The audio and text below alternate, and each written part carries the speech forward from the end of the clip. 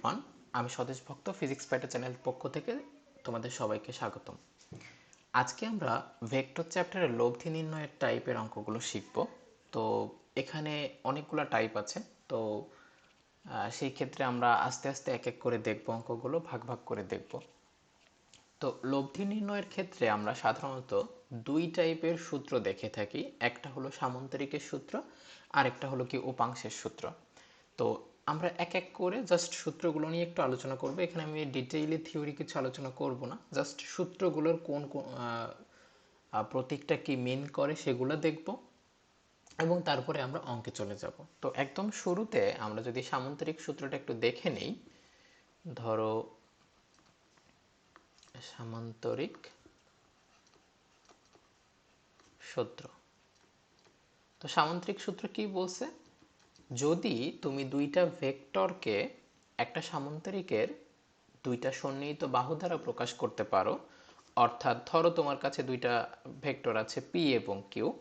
তো এই দুইটা ভেক্টরকে, এটা মনে করো কিউ ভেক্টর আর এটা মনে করো পি ভেক্টর, যদি সামান্তরিকের দুইটা সন্নিহিত বাহু দ্বারা প্রকাশ করতে পারো, অর্থাৎ এটা একটা সামান্তরিক এবং এই যে পি এবং কিউ দুইটা ভেক্টরকে আমরা এই সামান্তরিকের দুটো সন্নিহিত বাহু দ্বারা প্রকাশ করলাম, তাহলে সেই ক্ষেত্রে লব্ধি হবে এই সামান্তরিকের কর্ণ, এই কর্ণটা।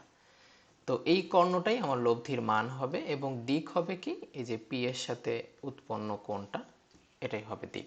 তো আমার ইকুয়েশনটা কিরকম ছিল? ধরো আর ছিল root over p square plus q square plus 2pq cos alpha. আলফাটা কি? পি এবং কিউ এদের মধ্যবর্তী কোণ, অর্থাৎ আলফা হলো এই কোণটা। ঠিক আছে, দুইটা ভেক্টর, যেই দুইটা ভেক্টর তোমার কাছে দেওয়া থাকবে সেই দুইটা ভেক্টরের মধ্যবর্তী কোণ। পি কি? পি হলো গিয়ে তোমার কাছে যেই ভেক্টর দুটো দেওয়া থাকবে তার একটা ভেক্টর, যে কোনো একটাকে তুমি পি ধরতে পারো, এখানে কোনো সমস্যা নাই। তোমার কাছে দুইটা ভেক্টর যদি 10 নিউটন আর একটা 5 নিউটন দেওয়া থাকে, দুইটা ভেক্টর, তো তুমি যে কোনো একটাকে পি ধরতে পারো, এখানে বাধা ধরার কোনো নিয়ম নেই। তো ওই ভেক্টরের মান, পি ভেক্টর যেটা দেওয়া থাকবে তার মানটা এখানে আসবে। কিউ হচ্ছে গিয়ে অপর যে ভেক্টরটা থাকবে, ধরো পি হিসেবে তুমি 10 নিউটন নিলে, তাহলে বাকি যেটা থাকবে সেটাই আমার কিউ এর মান হবে। এবং আলফাটা তো বললাম যে দুইটা ভেক্টর মধ্যবর্তী অ্যাঙ্গেল। এটা হলো গিয়ে লব্ধির মান নির্ণয়ের সূত্র। এটা কিসের সূত্র? লব্ধির মান নির্ণয়ের সূত্র। তো লব্ধির মান তুমি বের করলেই ফর্মুলা থেকে দিকটা কিভাবে বের করতে পারবা? দিকটা বের করার জন্য তোমাকে আরেকটা সূত্র জানতে হবে, এটা হলো গিয়ে দিকের সূত্র। দিকের সূত্রটাকে tan theta equals to Q sine alpha divided by P plus Q cos alpha. এখানে থেটাটা কি? থেটাটা হলো এই লব্ধি পি এর সাথে যে কোণ উৎপন্ন করে সেই কোণটাকে আমরা বলতেছি থেটা। এখানে একটু খেয়াল করবা, এই যে যে থেটাটা, এটা কিন্তু পি এর সাথে উৎপন্ন কোণ, উৎপন্ন কোণ কিউ এর সাথে না, কিন্তু পি এর সাথে। কিউটা কি? এই যে আমি যেটা দেখাচ্ছি, এই ছবিটা দেখো, ছবিটা দেখেই বুঝতে পারবে এটা হচ্ছে কিউ। যে কোনো একটা ভেক্টর তুমি যদি নাও, সেই ভেক্টর ধরো এখানে 5 নিউটনটাকে তুমি কিউ হিসেবে দেখলে। আলফাটা কি? ওই দুইটা ভেক্টর তাদের মধ্যবর্তী কোণ আলফা। পি যেই ভেক্টরের সাথে কোণ উৎপন্ন করবে তাকে নিচে তুমি একা রাখবা। ঠিক আছে, যার সাথে কোণ উৎপন্ন করবে তাকে তুমি নিচে একা রাখবা। আর তোমাকে প্রশ্ন যদি বলে, এখানে যেমন তুমি 10 নিউটনকে পি ধরছো, এখন যদি তোমাকে বলতো যে 5 নিউটনের সাথে কত কোণ উৎপন্ন করে, তাহলে পি কিন্তু 5 নিউটন ধরতে। ঠিক আছে, আর আলফাটা তো বললাম। তাহলে মোটামুটি এগুলাই হচ্ছে সূত্রের পরিচয়গুলো। আমরা যখন অঙ্ক করতে যাব তখন আরো ভালো করে ক্লিয়ার হবে জিনিসগুলো। ঠিক আছে, আমি আবারও বলি, আর লব্ধির মান, থেটা লব্ধির দিক, এবং এই থেটাটা কার সাথে উৎপন্ন কোণ? এটা হলো গিয়ে পি ভেক্টরের সাথে উৎপন্ন কোণ। তোমাকে যদি বলতো কিউ ভেক্টরের সাথে উৎপন্ন কোণ, তুমি সরাসরি এভাবেও লিখতে পারতে, Q plus P cos alpha P sine alpha. এখানে এই যে যাকে তুমি একা রাখবা তার সাথে উৎপন্ন কোণ, এইখানে থেটা। ঠিক আছে, আর এখানে পি কিউ ও কজ আলফা এগুলো সবই আমাদের আগের মতোই। আচ্ছা, এটা গেল সামান্তরিক সূত্র। আমাদের আরেকটা সূত্র আছে, উপাংশ সূত্র। উপাংশ সূত্রটা কি? উপাংশ সূত্র হলো গিয়ে, আমরা জানি কোন একটা ভেক্টরকে, ধরো আমি একটা এক্স ওয়াই কার্তেশীয় স্থানাঙ্ক ব্যবস্থা আঁকলাম, এটা এক্স এটা ওয়াই। তো একটা ভেক্টরকে তুমি ধরো, এটা একটা ভেক্টর এ, এই এ ভেক্টরটাকে কিন্তু তুমি পরস্পর লম্ব দুইটা উপাংশে ভাগ করতে পারো, ঠিক না? এটা যদি হয় থেটা, তাহলে তুমি জানো এক্স অক্ষ বরাবর আনুভূমিক উপাংশ কত হবে? এ কস থেটা, এটা হচ্ছে আনুভূমিক উপাংশ। আর উল্লম্ব উপাংশ কত হবে? সেটা হবে এ সাইন থেটা। এগুলো তোমরা জানো কিভাবে আসে, বইতে প্রমাণ আছে বা তোমরা জানতে পারবে, অসুবিধা নেই। তা আমি এখানে জাস্ট আমি থিওরি নিয়ে আলোচনা করতেছি না, জাস্ট সূত্রগুলো নিয়ে আলোচনা করতেছি। তাহলে এ কে তুমি কিভাবে লিখতে পারবা? আয়ত একক ভেক্টর দিয়ে। দেখো, এক্স অক্ষ বরাবর আনুভূমিক উপাংশ পাইছো এ কস থেটা, এক্স অক্ষ বরাবর আয়ত একক vector I plus A sine theta, উল্লম্ব বরাবর এই যে ওয়াই অক্ষ বরাবর এর উপাংশ হচ্ছে এ সাইন থেটা, এবং ওয়াই অক্ষ বরাবর আয়ত একক ভেক্টর হলো গিয়ে জে। তাহলে এ ভেক্টরটাকে তুমি কিন্তু এরকম ফরম্যাটে লিখতে পারো, এবং এটা হচ্ছে আয়ত একক ভেক্টরের মাধ্যমে প্রকাশ করা বা উপাংশের মাধ্যমে প্রকাশ করা, ঠিক আছে? এখন তোমার কাছে যদি দুইটা ভেক্টর দেওয়া থাকে এরকম, ধরো আরেকটা ভেক্টর আমি দিলাম বি, এটা এ ভেক্টর এটা বি ভেক্টর, বি কেও ধরো, বি যদি তোমার থেটা 2 কোণ উৎপন্ন করে, আর আগে ধরো এটা হচ্ছে থেটা 1 কোণ উৎপন্ন করে, তাহলে এখানে থেটা 1 দিতে পারো তুমি। তাহলে বি কে তুমি কিভাবে দিতে পারো? B cos theta 2i plus B sin theta 2j। তাহলে এ এবং বি এই দুইটা ভেক্টরকে তুমি উপাংশে ভেঙে ফেলছো, পরস্পর দুইটা লম্ব উপাংশে ভেঙে ফেলছো। এই যে আই জে এর মাধ্যমে প্রকাশ করাই মানে হলো গিয়ে ভেক্টরগুলোকে উপাংশে ভেঙে ফেলা, ঠিক আছে? তাহলে তোমার কাছে এরকম যদি কতগুলো ভেক্টর দেওয়া থাকে, এখানে দুইটা আমি দেখাচ্ছি, 3টা 4টা 5টা যতগুলোই থাকুক না কেন, সবগুলোকে তুমি প্রথমে উপাংশে ভেঙে ফেলবা। আর যদি প্রশ্নে উপাংশে ভাঙা মানে থাকা অবস্থায় দেওয়া থাকে, তাহলে তো কোনো সমস্যাই নেই, আমাদের আমাদের আরো ইজি হয়ে গেল, ঠিক আছে? অর্থাৎ প্রশ্নে কিন্তু এরকম উপাংশে ভেঙেই দেওয়া থাকতে পারে, ধরো এ ইকুয়ালস টু দেওয়া থাকলো 2i প্লাস 3j এরকম, বা প্লাস 2k, এই ফরম্যাটে দেওয়াই থাকতে পারে। অর্থাৎ এটা কিন্তু লম্ব উপাংশে ভেঙেই দিছে। বি সমান এরকম কিছু আরো কিছু দেওয়া থাকতে পারে, 5i plus 3j plus 9k এরকম দেওয়া থাকতে পারে, ঠিক আছে? তো আমাদের টার্গেট হবে, যদি এই উপাংশের সাহায্যে লব্ধি নির্ণয় করতে বলে, তাহলে আমরা যেটা করব, লব্ধি হবে এই দুইটা ভেক্টরের যোগফল। দুইটা ভেক্টরের যোগফল বলতে কি বোঝাচ্ছি? ধরো আমি এই যে এই উপরে যে উদাহরণটা দিলাম, বা আমি তার আগে যে উপাংশে ভেঙে যে উদাহরণটা আমি দেখাচ্ছি, সেটার কথা যদি বলি, দেখো এ কে আমরা আই এবং জে এর মাধ্যমে লিখছি, তাহলে এ কে আমরা এখানে আই আর জে এর মাধ্যমে লিখতে পারি A cos theta 1 i plus A sin theta 1 j। Clear? আর বি কেও আমরা এভাবে লিখতে পারি B cos theta 2 i plus B sin theta 2 j, ঠিক আছে?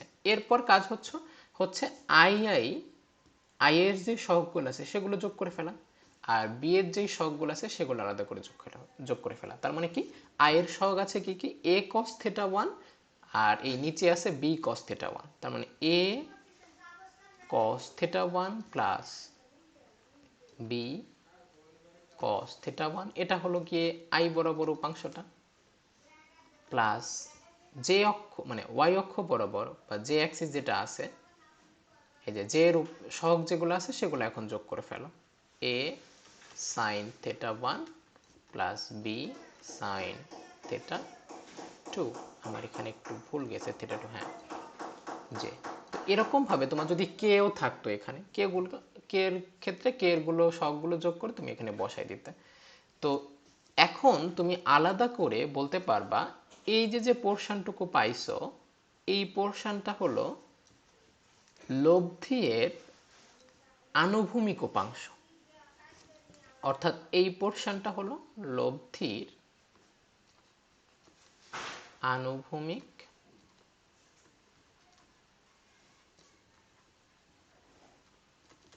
উপাংশ। আর এই পোর্শন যেটা পাইছো, কেন আমি আনুভূমিক উপাংশ বললাম এটা, কারণ এটা দেখো এক্স অ্যাক্সিস বরাবর আছে। এখানে আই একক ভেক্টর থাকা মানে কি, মানে হচ্ছে সেটা এক্স অক্ষ বরাবর আছে। তাহলে এই পোর্শনটা কি এক্স অক্ষ বরাবর পাচ্ছ লব্ধির জন্য, ঠিক না? আর এই যে এই পোর্শন নিচে যেই জের যে সহগটা, এটা কি কোন অক্ষ বরাবর? এটা উল্লম্ব বরাবর, তাই না? ওয়াই অক্ষ বরাবর। তার মানে এটা হচ্ছে আমার লব্ধির উল্লম্ব উপাংশ, তাই না? তো এটা হচ্ছে লব্ধির আনুভূমিক উপাংশ, আর এটা হচ্ছে উল্লম্ব উপাংশ। তাহলে তুমি জিনিসটাকে এভাবে লিখতে পারো, লব্ধির আনুভূমিক উপাংশ বলতে আসলে কি বোঝা যাচ্ছে? আর কস থিটা, তাই না? আমি আমি ছবিটার মাধ্যমে যদি দেখাই, এটা হচ্ছে আমাদের আর লব্ধি ভেক্টরটা। লব্ধি যদি এক্স অক্ষের সাথে থিটা কোণ উৎপন্ন করে, তাহলে আনুভূমিক উপাংশটা হবে কত? আর কস থিটা। ক্লিয়ার? তাহলে আর কস থিটাই তুমি লিখতে পারো এইটুকু, a cos theta 1 plus b cos theta 2, যেখানে a ছিল একটা ভেক্টর, theta 1 ছিল ওই ভেক্টরটা x অক্ষের সাথে কত কোণ উৎপন্ন করে সেটা, v একটা ভেক্টর, theta 2 হলো x অক্ষের সাথে b ভেক্টরটা যত কোণ উৎপন্ন করে সেটা। তাহলে এদের আনুভূমিক, দেখো প্রতিটা ভেক্টরের আনুভূমিক উপাংশের যোগফল লব্ধির আনুভূমিক উপাংশ হচ্ছে। ঠিক একইভাবে লব্ধির উল্লম্ব উপাংশ হবে প্রতিটা ভেক্টরের উল্লম্ব উপাংশের যোগফল। আমার মেইন কথাটা এটাই ছিল, ঠিক আছে? অর্থাৎ প্রতিটা ভেক্টর, এখানে তো দুইটা আমি দেখাচ্ছি, এখানে কিন্তু তিনটা চারটা পাঁচটা যে কোনো সংখ্যক থাকতে পারে ভেক্টর। তো প্রত্যেকটা ভেক্টরের আনুভূমিক উপাংশের যোগফল হবে লব্ধির আনুভূমিক উপাংশ। অর্থাৎ তুমি এই বাংলা কথাটা এভাবেও লিখতে পারো, প্রত্যেকটি ভেক্টরের আনুভূমিক উপাংশের যোগফল হবে লব্ধির আনুভূমিক উপাংশের সমান। অর্থাৎ জিনিসটা হচ্ছে কি, আমি যেটা লিখলাম, আর cos থিটা ইকুয়ালস টু হবে a cos theta 1 plus b cos theta 2। এখানে যদি আরো একটা ভেক্টর থাকতো c, সেটাকে তুমি এভাবে লিখতে পারতে cos theta 3 plus dot dot dot, যতগুলো থাকবে ততগুলো। ঠিক একই কথাটা তুমি উল্লম্বের জন্য লিখতে পারো, অর্থাৎ প্রত্যেকটি ভেক্টরের উল্লম্ব উপাংশের যোগফল হবে লব্ধির উল্লম্ব উপাংশের সমান। অর্থাৎ আর সাইন থিটা, আমি আর এই বাংলা কথাটা লিখলাম না, তোমরা এখানে একটু লিখে নিয়ে রাখো। আর সাইন থিটা হবে a sine theta 1 b sine theta 2 plus c sine theta 3 plus dot dot dot, এখানে যতগুলো ভেক্টর থাকবে ততগুলো ভেক্টরের উল্লম্ব উপাংশের যোগফল। এখন তুমি একটু খেয়াল করো, এই তোমার কাছে তো এই ভেক্টরগুলো এবং ভেক্টরের কোণগুলো দেওয়া থাকবে, ঠিক আছে? ভেক্টরগুলো এবং ভেক্টরের কোণগুলো দেওয়া থাকবে। তাহলে সেখান থেকে তুমি লব্ধির আনুভূমিক উপাংশ বের করে ফেলতে পারবা, লব্ধির উল্লম্ব উপাংশ বের করে ফেলতে পারবা।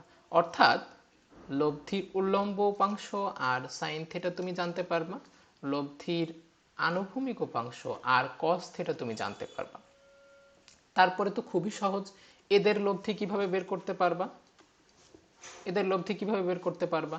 এই আনুভূমিক উপাংশ যা হবে আর উল্লম্ব উপাংশ যা হবে তাদের স্কয়ার যোগফল, তাই না? আর কস থিটা তার হোল স্কয়ার প্লাস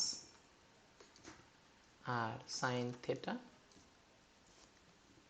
তার হোল স্কয়ার। এখানে যা পাবা, আমি তো মানে যেই মানটা পাবা সেই মানটা এখানে বসাই দিবা, ঠিক আছে? বসাই দিলেই তোমার মানটা পেয়ে যাবে। আর থেটাটাও একইভাবে হবে, লব্ধির ডিরেকশনটা tan theta, sorry tan inverse হবে, এখানে একটু ভুল করে ফেলছি, এভাবে লিখতে পারি ট্যান থিটা ইকুয়ালস টু হবে তোমার r sine theta by r cos theta. আমি এখানে দেখো কাটাকাটি হয়ে ট্যান থিটা আসবে, মূলত আমি এখানে কিন্তু মান পাবা কতকগুলো, তুমি আমি এখানে জাস্ট প্রতীক দিয়ে বোঝাচ্ছি। তুমি যখন অঙ্ক করতে যাবা কতগুলো মান পাবা আমরা দেখবো একটু পরে, আমরা যখন অঙ্ক করতে যাব তখন দেখবো যে এখানে কিরকম ভাবে আসবে। বাস আমি প্রসিডিউরটা বলতেছি, তুমি কিভাবে আগাবা এরকম যদি দেওয়া থাকে, ঠিক আছে? আমি যদি আরেকটু সংক্ষেপে করে বলি, জিনিসটা হচ্ছে তোমার কাছে ধরো দুইটা ভেক্টর দেওয়া আছে, দুইটা বা তিনটা যাই দেওয়া থাকুক, এ বি, এদেরকে প্রথমে তুমি উপাংশে ভাগ করে ফেলবা, আনুভূমিক উপাংশে ভাগ করে ফেলবা, এ কেও বি কেও আনুভূমিক উপাংশে ভাগ করে ফেলবা। এরপর এদের আনুভূমিক উপাংশের যোগফল হবে লব্ধির আনুভূমিক উপাংশের যোগফল, অর্থাৎ আর কস থেটা সমান হবে এই যে A cos theta 1 plus B cos theta 2, এভাবে করে। আর আর সাইন থেটা অর্থাৎ এই যে যে ভেক্টরগুলো তোমার কাছে দেওয়া আছে ওদের উল্লম্ব যে উপাংশগুলো হবে সেই উপাংশের যোগফল হবে লব্ধির উল্লম্ব উপাংশের যোগফলের সমান, অর্থাৎ আর সাইন থেটা হবে তোমার A sine theta 1 B sine theta 2, এভাবে এভাবে করার পর তারপর তুমি লব্ধির মান কিভাবে বের করবা, এই যে যে মানটা তুমি পাবা সেই মান আর এখানে যেই উল্লম্ব উপাংশটা পাবা এদের ওই যে রুট ওভার করে দিয়ে আগে যেভাবে দেখালাম ওভাবে রুট করে আর এর মান পাবা। আর ট্যান থেটা বা থেটার মানটা কিভাবে পাবা, থেটার মান হবে ট্যান ইনভার্স এই উল্লম্ব উপাংশ লব্ধির উল্লম্ব উপাংশ ডিভাইডেড বাই আনুভূমিক উপাংশ, আনুভূমিক উপাংশ, এভাবে করে তুমি খুব সহজেই বের করতে পারবা। আর যদি তোমাকে এরকম গ্রাফিক্যাল ফর্মে না দিয়ে তোমাকে যদি সরাসরি এরকম ফরম্যাটে দিয়ে দেয় a equals to 2i plus 3j plus 4k, হ্যাঁ, b equals to 9i plus 2j minus 6k, এরকম যদি দিয়ে দেয় তাহলে কিছুই না, আর এর মান হবে এই a প্লাস b দুইটার যোগফল। কিরকম, এই যে আই এর সহগগুলো তুমি তখন যোগ করে ফেলবা 2 প্লাস 9 আই, বি এর সহগগুলো তুমি যোগ করে ফেলবা, বি এর সহগ হচ্ছে 3 প্লাস 2, আর কে জে এর সহগগুলো যোগ করবা আর কে এর সহগগুলো যোগ করে ফেলবা 4 মাইনাস 6, এভাবে করে খুব সহজেই তুমি করে ফেলতে পারবা। তো এটা গেল থিওরিটিক্যাল, আমি সূত্রগুলো সম্পর্কে একটু আলোচনা করলাম। তো এরপরে আমরা অঙ্কগুলো দেখব। ধন্যবাদ সবাইকে।